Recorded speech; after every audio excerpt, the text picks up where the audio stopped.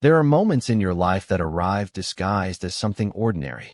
They wear the camouflage of a Tuesday night, or the quiet hum of a refrigerator, or the familiar weight of a friend's head on your shoulder. You don't recognize them as pivotal until long after they've passed, when you're looking back and tracing the fault lines of your own history.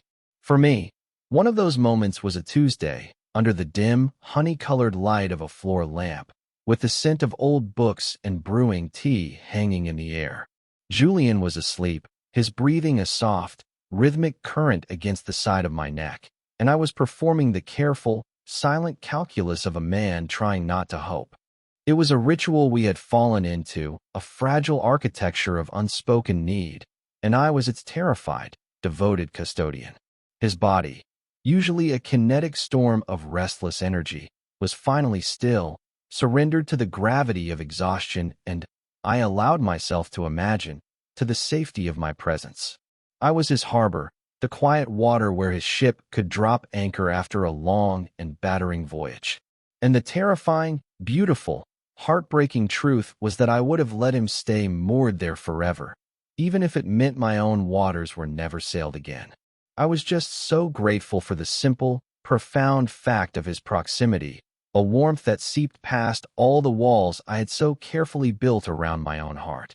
We had met in a place of quiet creation, a university darkroom that smelled of vinegar and silver nitrate, a subterranean cavern where images were coaxed from darkness into light. I was a photography major, at home in the patient alchemy of the process, the slow emergence of a captured moment. I found a language in the interplay of shadow and exposure, a way of speaking without ever having to raise my voice. Julian was a force of nature, a brilliant software engineering student who had signed up for Introduction to Black and White Photography because he'd heard it was an easy arts credit. He moved through the world with a casual, confident energy that seemed to bend light around him, all bright smiles and quick, incisive questions. He was the sun, and I was more accustomed to the moon, to the reflected, gentle glow of things. I watched him from across the developing trays, watched him struggle with the delicate dance of loading film onto a reel in the pitch black, his frustrated sighs echoing in the small space. He would emerge from the loading room with his hair sticking up, a look of comical defeat on his face that was impossibly endearing. Our friendship started not with a grand gesture, but with a simple question. He'd held up a dripping sheet of photographic paper, a muddy, gray mess that was supposed to be a portrait of a squirrel. "Hey," he'd said, his voice a welcome intrusion into my focused silence. "You're Leo, right? How do you make it, not look like this?" I had looked from his frustrated frown to the sad, spectral squirrel, and a smile had touched my lips. I showed him how to read a test strip, how to dodge and burn, how to control the contrast with filters. I explained that photography wasn't just about capturing an image, but about crafting it, about deciding what to reveal and what to leave in shadow. He listened with an intensity that surprised me. For someone who lived in a world of precise, logical code, he had an artist's curiosity. He wasn't just looking for the right answer. He was fascinated by the process, by the magic of it. That first lesson bled into late-night study sessions in the campus library, fueled by vending machine coffee and a shared sense of impending deadlines. He would try to explain the elegant logic of his code to me, drawing diagrams on napkins that looked like intricate, alien maps, and I would try to explain the emotional logic of a photograph, the way a leading line could guide a viewer's heart, or how a shallow depth of field could isolate a single, perfect moment from a chaotic world. We were translators for each other, interpreting two completely different languages that, we were discovering, often described the same fundamental truths about structure, beauty, and focus. He was fascinated by my quiet dedication, and I was mesmerized by the sheer velocity of his mind. He thought in ways I couldn't comprehend, seeing systems and patterns in everything, while I saw textures and emotions. We were a study in contrasts, the logician and the lyricist, and somehow, in the space between our two worlds, we found a common ground that felt more solid and real than anything I had known before. The moment I knew I was in trouble The moment I understood that the foundation of our friendship had developed a hairline crack of something more was unremarkable. It was a Thursday afternoon in spring. We were sitting on a bench in the campus quad, the air thick with the scent of freshly cut grass and blooming dogwood trees. Julian was dating a girl named Sarah then, a bright, bubbly political science major who was as sunny and outgoing as he was. He was telling me a story about her, something funny she had said, and as he spoke, he threw his head back and laughed. It was a completely unself-conscious sound, full of genuine joy, and the sunlight caught in his hair, turning the brown strands to threads of gold. His eyes crinkled at the corners, and in that tiny, insignificant sliver of time, my world tilted on its axis. It wasn't a sudden, crashing wave. It was a quiet, inexorable shift in the tectonic plates of my heart. I saw him, really saw him, not just as my friend, but as this beautiful, radiant human being, and the force of my affection for him was so overwhelming it stole the air from my lungs. I said nothing. Of course, I said nothing. I built a room inside myself for this feeling, a small, soundproof space with no windows. I furnished it with resignation and the quiet, persistent ache of unrequited love. I became a master architect of my own interior world, ensuring that the walls of that room were thick and impenetrable. Our friendship was too important, too vital. It was a rare and precious thing, a sanctuary I had found in the loud, confusing landscape of my own life. I would not risk its destruction for a feeling that had no future, a love that had no name in our shared language. So I watched him with Sarah, I listened to his stories, I offered advice when he asked for it, and I played my part. I was the steadfast friend, the calm anchor, the quiet observer. It was a role I knew how to play, and I played it with the dedication of a method actor, hoping that if I pretended long enough, the pretense would become the truth. But every time he smiled at me, every time he casually slung an arm over my shoulder, a tremor would run through the foundation of that secret room, and I would have to work twice as hard to reinforce the walls. The shift began subtly, a change in the emotional weather that I felt long before I could see the clouds gathering. After graduation, Julian went to work for a high-powered tech consultancy firm. The job consumed him. It was all long hours, high-stakes projects, and relentless pressure to perform. The bright, easy energy that had defined him began to fray at the edges. He was still Julian, but a more tired, more strained version. The sunlight was being filtered through a haze of exhaustion. His relationship with Sarah, which had seemed so effortless in the bubble of university life, became strained under the pressure of two demanding, divergent career paths. Their breakup wasn't dramatic. It was a slow, quiet erosion, a fading of color from a once vibrant photograph. He told me about it one evening over beers at a noisy pub, his voice flat, his gaze fixed on a point somewhere over my shoulder.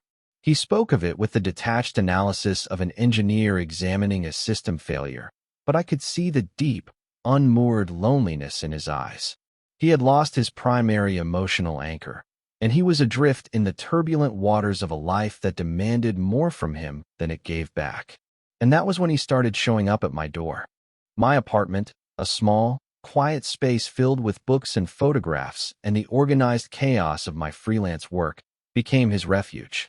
At first, it was just for dinner once a week, a way to decompress.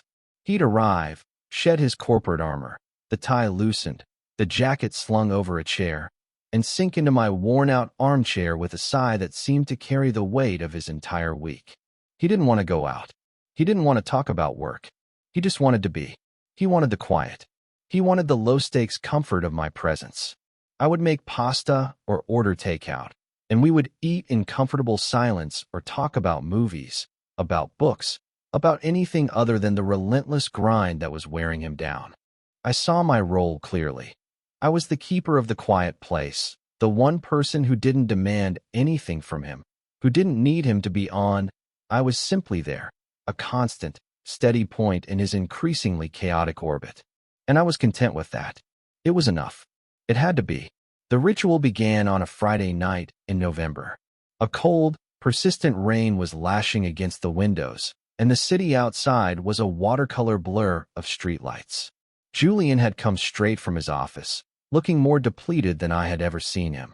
There were dark circles under his eyes, and his movements were slow, weighted. We watched an old black and white movie, the kind I loved, and he usually tolerated with good-natured ribbing.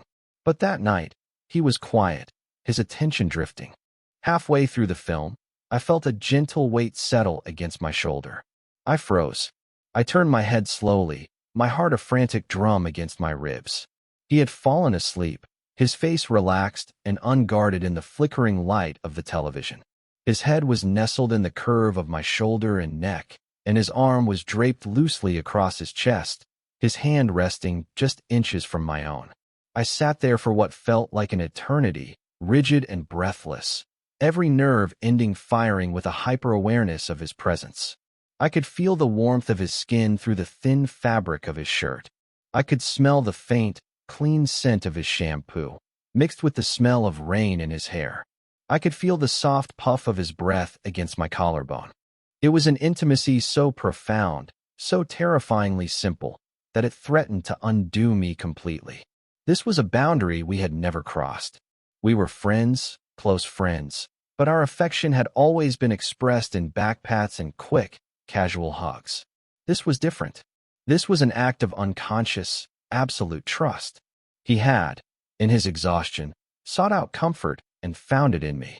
My mind raced, trying to catalog the moment, to understand its implications, to file it away in the correct emotional drawer. But there was no drawer for this. It was a new and terrifying specimen. After a long while, my panic subsided, replaced by a wave of protective tenderness so fierce it almost made me dizzy. I didn't want to move. I didn't want to breathe. I didn't want to do anything that might disturb this fragile peace.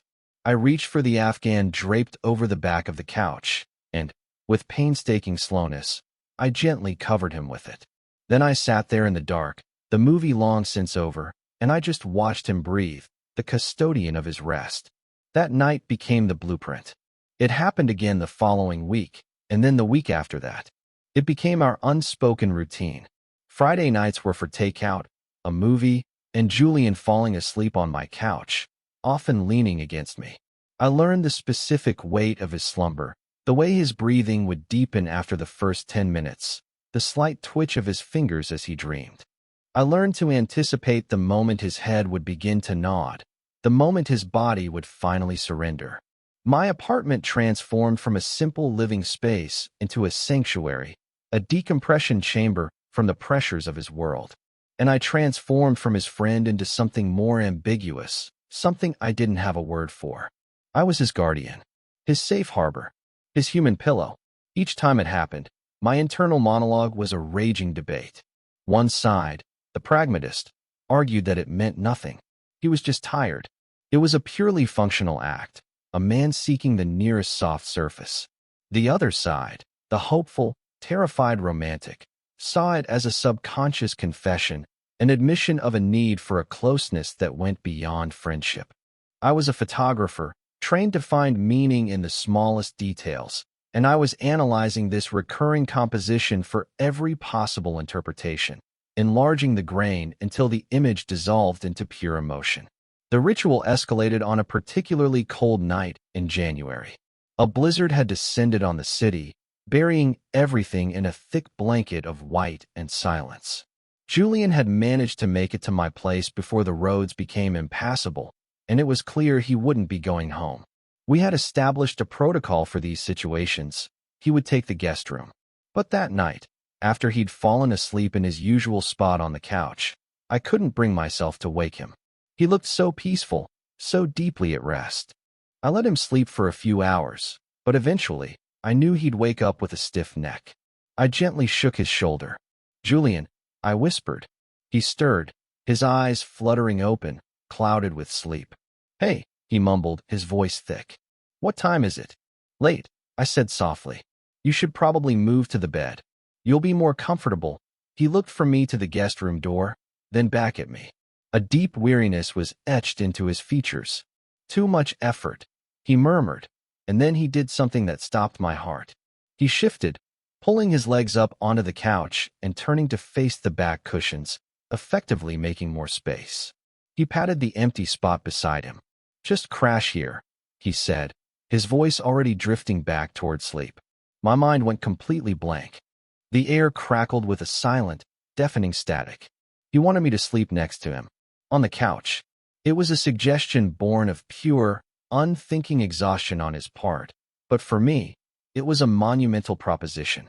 It was a door opening into a room I had only ever dreamed of entering. I stood there for a long moment, my body frozen, my thoughts a chaotic swirl. The pragmatist in me screamed that it was a terrible idea, a line that, once crossed, could never be uncrossed. The romantic whispered that this was a gift, a moment of trust so profound that to refuse it would be a kind of betrayal. I looked at him, already half asleep again, so vulnerable and unguarded. And I made a choice. I turned off the lamp, plunging the room into the soft, blue-gray light of the snow-lit world outside. I grabbed a pillow from the armchair and lay down on the couch, my back to him, leaving a careful, deliberate space of a few inches between us. Sleep was impossible. I lay there, rigid as a statue, every cell in my body humming with a low-grade electrical current. The space between us was the most charged, most significant geography I had ever known. It was a border, a canyon, a universe. I could feel the heat radiating from his body. I could hear every single breath he took, a soft, rhythmic tide pulling in and out. I was intensely aware of the fabric of my shirt, the texture of the couch cushions, the faint scent of his cologne on the throw pillow. I was cataloging the sensory data of the single, most intimate moment of my life. I focused on my own breathing, trying to match his rhythm, hoping the simple biological syncopation would calm the frantic symphony in my chest. At some point in the deep, silent hours of the night, he must have shifted in his sleep. I felt his arm drape across my waist, his hand coming to rest on my hip. His body moved closer until his chest was pressed against my back. He let out a soft sigh, a sound of contentment, and nuzzled his face into my shoulder blade. And that was it. The walls of my carefully constructed inner room didn't just tremble, they dissolved. They turned to dust. The feeling I had kept locked away for years flooded every part of me, a warm, terrifying, beautiful deluge. There was no more pretense. There was no more denial. I was in love with my best friend, and he was asleep in my arms, and I had never felt so completely at peace and so utterly terrified in my entire life. I lay there until the first hints of dawn began to lighten the sky, my own exhaustion forgotten. I was bearing the weight of his trust, the weight of his unconscious affection, and the impossible, crushing weight of my own hope. I didn't know what this meant. I didn't know what would happen when the sun came up and the spell was broken. But in the quiet, snow-muffled darkness, with his arm around me and his breath warming my back, I allowed myself to believe, just for a few hours, that this wasn't an accident. I allowed myself to believe that this was home. This new level of intimacy became its own unspoken ritual. The pretense of the guest room was quietly abandoned. When he stayed over, which was most weekends now, we would start on the couch and, at some point, one of us would murmur something about being uncomfortable, and we would move to my bed. It was always framed in practicality. My bed was bigger. We'd both sleep better. It was a shared fiction we both tacitly agreed to uphold. We never spoke of it in the morning. We would wake up, often tangled together, and carefully extricate ourselves without a word, as if resetting a game board. We'd make coffee, talk about our plans for the day, and act as if nothing extraordinary had happened. But everything was extraordinary. Lying next to him at night was a form of exquisite torture. I would wait until his breathing evened out into the steady rhythm of sleep before I would let myself truly relax. I would watch the way the moonlight from the window traced the line of his jaw, the curve of his shoulder. I memorized the shape of him in the darkness, the unique architecture of his sleeping form. I was a cartographer of closeness, mapping a territory I had no right to claim. I lived in a state of perpetual, low-grade anxiety, constantly searching his face, his words, his actions for some sign that he felt it too. Was this just about comfort for him? Was I just a convenient, warm body, a substitute for a comfort he was missing from his life? Or was there something more, something deeper that he himself didn't understand or wasn't ready to acknowledge? He was an engineer. He saw the world in systems, in inputs and outputs. I was the output of his input of stress and exhaustion. It was a logical, if heartbreaking, explanation. But then there were the small things, the glitches in the code. The way he would sometimes hold my gaze for a second too long across the dinner table. The way his thumb would brush against mine when he passed me a coffee mug. The way he'd sometimes reach for my hand in his sleep. These were the data points that defied the logical explanation. They were the anomalies, the stray variables that hinted at a different equation altogether. And I held on to them like a prayer, each one a tiny spark of hope in the vast darkness of my uncertainty. The crossing happened on a Tuesday. It was an ordinary day, which is perhaps why it stands out so starkly in my memory. There was no blizzard, no dramatic catalyst.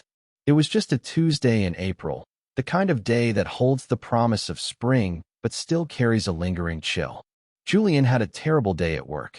A major project he'd been leading for months had hit a critical, unforeseen snag. He arrived at my apartment looking utterly defeated, the energy leached out of him. He didn't even bother with the pretense of wanting to watch a movie. He just sank onto the couch, ran his hands through his hair, and stared at the floor. I sat down next to him, leaving a respectful distance between us. I didn't say anything. I just sat with him in his silence, offering the only thing I could, my unwavering presence. We stayed like that for a long time, the only sound in the room the quiet hum of the city outside my window. The silence wasn't empty. It was heavy, freighted with his frustration and my unspoken sympathy. Eventually, he leaned his head back against the cushions and closed his eyes. "I don't know how to do this, Leo," he said, his voice quiet and rough. "This job, this life, I feel like I'm just running a program that someone else wrote, and it's full of bugs." I wanted to reach out, to put a hand on his shoulder, to offer some kind of physical comfort. But I hesitated. The rules of our ritual were clear. Intimacy was permitted only under the cover of sleep or exhaustion. To initiate it now, while he was awake and lucid, felt like a transgression. So I kept my hands to myself and chose my words carefully. "You're the best coder I know," I said softly. "You'll find the bugs." He let out a short, humorless laugh. "That's the problem. I think the bug is me." He turned his head to look at me then. His eyes, usually so bright and alive, were shadowed with a deep, profound vulnerability. The carefully constructed wall of his professional competence had crumbled, and in its place was something raw and honest and achingly human. He looked at me, and in his gaze, I saw not just a friend looking for comfort, but a man searching for an answer to a question he didn't know how to ask. The space between us, that familiar, charged geography, suddenly felt different. It was no longer a border to be respected, but a distance to be closed. The air grew thick, and I could hear the blood pounding in my ears. He didn't look away. His eyes searched mine, and I let him see it. I let him see everything. I dropped the pretense, the careful guard I had maintained for years. In the quiet of my living room, on an ordinary Tuesday, I let him see the truth that I had hidden in that soundproofed room inside my heart. I let him see the years of quiet affection, the patient waiting, the deep, unwavering love I had for him. I saw a flicker of something in his eyes, surprise, recognition, fear, and then something else, something softer. He shifted slightly, moving closer, and the last few inches of distance between us vanished. The energy in the room was a taut wire, humming with years of unspoken feelings. He raised a hand, his movement slow, hesitant, as if he were asking for permission with the gesture itself. He gently cupped my jaw, his thumb stroking softly against my skin. His touch was electric, a jolt that went straight to my core. My breath hitched in my throat. This was it. This was the moment where the photograph finally developed, where the image became sharp and clear. This was the point of no return. "Leo," he whispered, his voice barely audible. It was the only word he said, but it was filled with a universe of meaning. It was a question, a plea, a confession. My name, on his lips, sounded like a prayer. I couldn't speak. I could only nod, a tiny, almost imperceptible movement. But it was enough. It was the consent he had been waiting for. He leaned in slowly, giving me every opportunity to pull away, to stop him, to retreat back to the safety of our friendship. But I didn't move. I met him halfway, and then his lips were on mine. It wasn't a kiss of passion, not in the way the movies show you. There was no fire, no sudden crescendo of music. It was quieter than that, and infinitely more profound. It was a kiss of discovery. It was tentative, soft, and breathtakingly gentle. It was the taste of rain and salt and years of pent-up longing. It was a question and an answer all at once. It was the sound of a key turning in a lock, the quiet click of a door swinging open into a room I had only ever stood outside of. In that single, silent moment, the entire architecture of our relationship was demolished and rebuilt into something new, something honest, something terrifying and beautiful. We stayed like that for a moment that stretched into an eternity, and when we finally pulled apart, he rested his forehead against mine, his eyes still closed. Neither of us spoke. There were no words for what had just happened. We had finally said the one thing that had been left unsaid for years, and we had said it without making a sound. The silence that followed wasn't heavy or awkward. It was a new kind of silence. It was peaceful. It was clean. It was the sound of a beginning. The aftermath was silence of a different kind. A hollow, ringing void. I woke the next morning to an empty apartment. Julian was gone. The only evidence he had been there at all was the indentation of his head on the pillow next to mine and a single coffee mug, rinsed and left to dry by the sink. My first feeling wasn't panic, but a strange, disembodied calm. The world felt muted, as if a layer of glass had been placed between me and reality. I went through the motions of my morning, making coffee, checking emails, but my mind was a blank slate, wiped clean by the shock of the night before. I was suspended in a state of disbelief, replaying the kiss over and over again, trying to convince myself it had been real. It felt like a dream, fragile and ephemeral, a thing that might dissolve in the harsh light of day. Then I saw his text, sent at some ungodly hour of the morning. Hey, had to get to the office early. Last night, it was a lot. We should talk. The words were a splash of ice water. It was a lot, not. It was amazing, not. I can't stop thinking about you, just. A lot. The clinical, detached language of a problem to be solved, a variable to be accounted for. The fragile hope that had bloomed in my chest began to wither. The pragmatist in me, the one I had silenced so effectively the night before, returned with a vengeance, its voice cold and clear. He regrets it. He's panicking. You've ruined everything. I texted back a simple, okay, let me know when you're free, my fingers feeling clumsy and foreign. I was trying to project a calm I did not feel, trying to hand the control of the situation back to him, to show him that I wouldn't pressure him. But inside, I was crumbling. The beautiful, honest silence of the night before had been replaced by this new, terrible silence, one filled with ambiguity and fear. The day was a blur of anxiety. Every time my phone buzzed, my heart leaped into my throat, only to plummet when it was just a spam email or a notification from a social media app one barely used. Julian didn't call. He didn't text again. The silence stretched, pulling taut, becoming a weapon.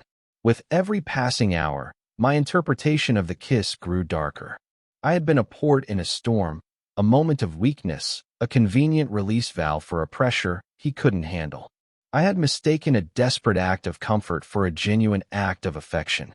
The shame was a physical thing, a hot, creeping flush that started in my chest and spread through my entire body. I had been so arrogant, so foolish, to think that my quiet, steadfast love could ever be enough to change the fundamental nature of a person, the entire trajectory of his life. I had risked the most important friendship I had ever known for a single moment of impossible hope, and now I was going to lose it all. By evening, the anxiety had curdled into a cold, hard knot of resolve. I couldn't live in this limbo. I couldn't let our friendship, our years of history, die a slow, silent death of avoidance and regret. If it was going to end, it had to end with honesty. I had spent years being the quiet observer, the passive recipient of his needs. But last night, I had become an active participant. I had met him halfway. I had a right to know what that meant, even if the answer was going to shatter me. I put on my jacket, my movements stiff and robotic, and walked out into the cool spring evening. I didn't know what I was going to say. I just knew I had to see his face. I had to look him in the eye and force the truth out into the open, no matter how ugly it was. The walk to his apartment, usually a familiar, comfortable route, felt like a journey across a hostile, alien landscape. Every step was a battle against the urge to turn back, to retreat to the safety of my own quiet misery. When I knocked on his door, it took him a long time to answer. I could hear movement inside, the hesitant shuffle of feet. For a heart-stopping moment, I thought he wouldn't open it at all. But then the lock clicked, and the door swung open a few inches. He stood there, still in his work clothes, though his shirt was untucked and his hair was a mess, as if he'd been running his hands through it repeatedly. He looked exhausted, and more than that, he looked cornered. He wouldn't meet my eyes. "Leo," he said, his voice low. "I was going to call you. It was a weak, transparent lie, and we both knew it. Can I come in?" I asked, my own voice steadier than I expected. He hesitated for a fraction of a second, then stepped back, letting me into the sterile, impersonal space of his apartment. It was always so different from mine. Everything was neat, ordered, and lacking any real warmth. It was a place to sleep, not a place to live. He closed the door, and we stood there in the entryway, the silence between us thick with everything we weren't saying. I was the one who finally broke it. "What was that, Julian?" I asked, my voice quiet but firm.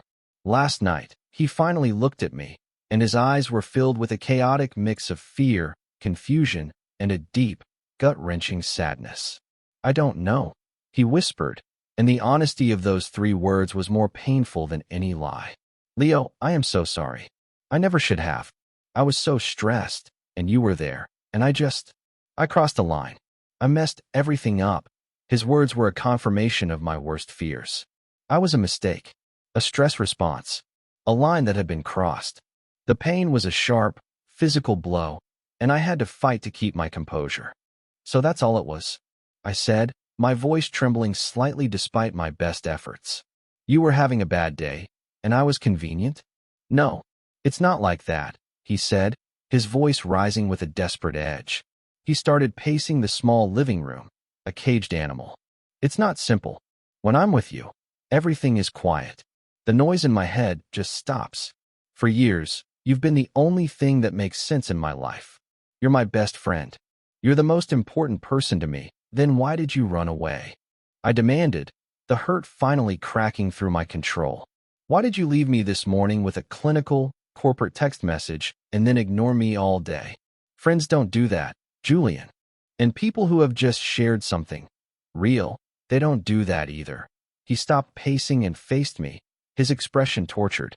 "Because I was scared," he finally burst out, the words raw and torn from him. "Because I woke up this morning, and for the first second, everything felt right. It felt more right than anything has in a very long time. And that terrified me. Because what does that mean, Leo? I don't. I've only ever been with women. I've built my whole life on a certain blueprint, a certain path, and you're not on it. What we did last night, it's not part of the plan." His confession hung in the air between us, a stark, painful admission of his own internal war. He wasn't just afraid of my feelings or of ruining our friendship. He was afraid of himself. He was afraid of what his feelings for me meant for his own identity, for the entire structure of the life he thought he was supposed to live. The anger and hurt I had been nursing all day began to recede, replaced by a wave of profound, aching empathy. I saw him not as the man who had hurt me, but as a man who was lost, a man whose map had suddenly been revealed to be a fiction. I took a deep breath, the air shuddering in my lungs. "The plan?" I asked softly. "The plan that's making you so miserable you fall asleep from sheer exhaustion every weekend? The plan that has you looking like a ghost? That's the plan you're so desperate to protect." My words hit their mark. He visibly flinched, the fight going out of him. He sank onto his couch, the same way he always sank onto mine, and buried his face in his hands. His shoulders shook, and a quiet, choked sob escaped him. My heart broke. It broke for him, for his confusion and his fear. It broke for me, for the years I had waited. It broke for us, for the beautiful, fragile thing we had built that was now in danger of collapsing under the weight of this single, honest moment. I crossed the room and sat down next to him, not touching him, but just being near, the way I always had been. I waited. I let him cry. I let the silence hold his grief. After a long time, he finally looked up, his face pale and tear-streaked. "I don't know what to do," he whispered, his voice hoarse. "I'm so scared of losing you. But I think I'm even more scared of what it means if I don't." I looked at him, my own fear and pain momentarily forgotten, replaced by a clarity that was as sharp and clean as a freshly developed photograph. I knew what I had to do. I had to be what I had always been for him. I had to be the harbor. I had to be the quiet, steady place where he could be honest. "Then just be scared," I said, my voice gentle but sure. "It's okay. I'm scared too. We can be scared together. But we can't go back to pretending." "I can't." I held his gaze, my own vulnerability laid bare. "I love you, Julian. I have for a long time. That's my truth. You don't have to know yours right now. You just have to stop running from it." He stared at me, his eyes wide, as if he were seeing me for the first time. He searched my face, looking for, I don't know what, an escape clause? An accusation? But all he found was the simple, unvarnished truth of my feelings. And slowly, painstakingly, I saw the fear in his eyes begin to recede, replaced by a fragile, dawning flicker of something else. It wasn't certainty. It wasn't a sudden, miraculous resolution. It was something much smaller, much more precious. It was acceptance. He didn't say anything. He just reached out, his hand trembling slightly, and took mine. His fingers laced with mine, a firm, definite grip.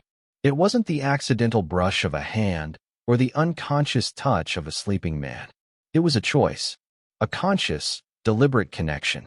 And in the quiet of his sterile apartment, surrounded by the wreckage of his confusion and my long-held hope, we just sat there, holding hands, and for the first time, we began to build something new, together, in the beautiful, honest silence. The days that followed were a delicate, careful navigation of a new world. There was no grand, cinematic declaration. There was no sudden transformation.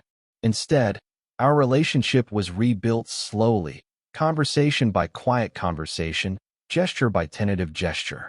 We were like two people learning a new language, fumbling with the vocabulary of a different kind of intimacy, one that was intentional and awake. The ambiguity that had been both my comfort and my torment was gone, and in its place was a daunting, exhilarating honesty. We talked. We really talked, for the first time, about the space between us. Julian spoke of his confusion, his fear of judgment, from his family, from the world, but mostly from himself. He described his feelings for me not as a sudden revelation, but as a slow, creeping realization that the comfort and safety he found in my presence was something he'd never felt with anyone else, not even Sarah. He admitted that he had been so focused on the blueprint of the life he was supposed to have that he had failed to see the beautiful, unexpected structure we had been building all along. I listened. I didn't push. I didn't demand labels or promises. I gave him the space he needed to process, to reconcile the man he thought he was with the man he was discovering himself to be. My own long-held feelings, once a secret burden, became a source of strength. I had lived with this truth for years. I could be patient for a little while longer while he grew accustomed to its weight. I was no longer just the quiet observer. I was his guide in this unfamiliar territory, the one person who knew the landscape because I had been living in it all along. Our rituals continued, but they were transformed. When he came over now, the exhaustion was still there, but it was tempered by a new lightness. When he fell asleep on the couch, leaning against me, it was no longer an act of unconscious need, but a conscious choice. It was an affirmation. One evening, about a week after our confrontation, we were lying in my bed, side by side in the darkness, the way we had so many times before.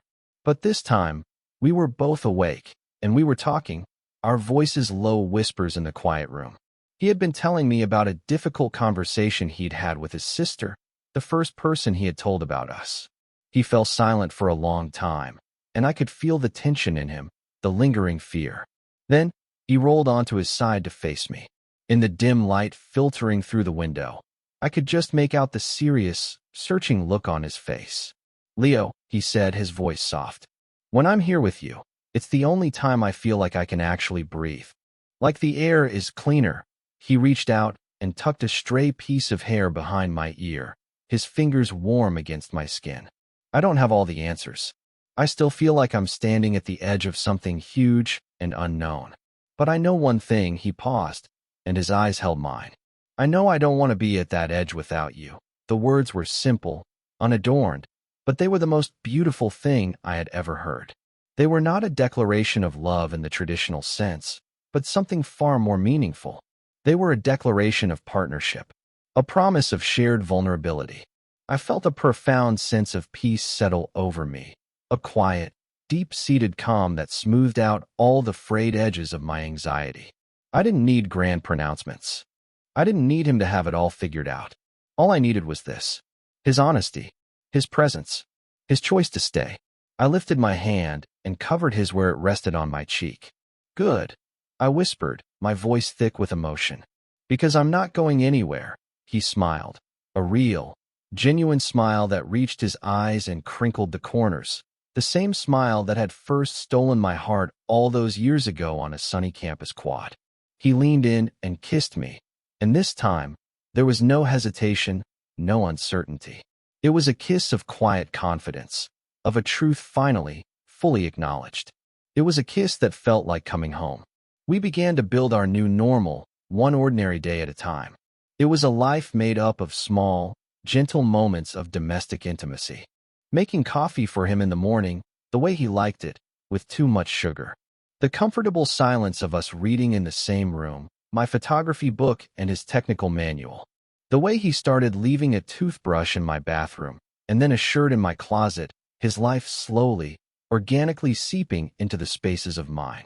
He started smiling more. The deep, weary lines around his eyes began to fade. The sunlight was returning. He was still the brilliant, driven engineer, but he was learning to temper his work with the quiet joy we were discovering together. He was learning that it was okay to rest, to be still, to simply be. And I was learning, too.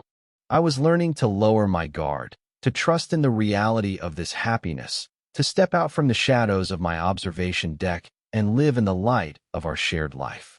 The secret room inside me was gone, its walls dismantled, its space thrown open to the sun. Our story didn't have a dramatic climax or a neat resolution. It was a slow, patient process of healing and discovery. It was the realization that love isn't always a lightning strike. Sometimes, it's a slow erosion of walls, a gradual seeping of light into a dark room.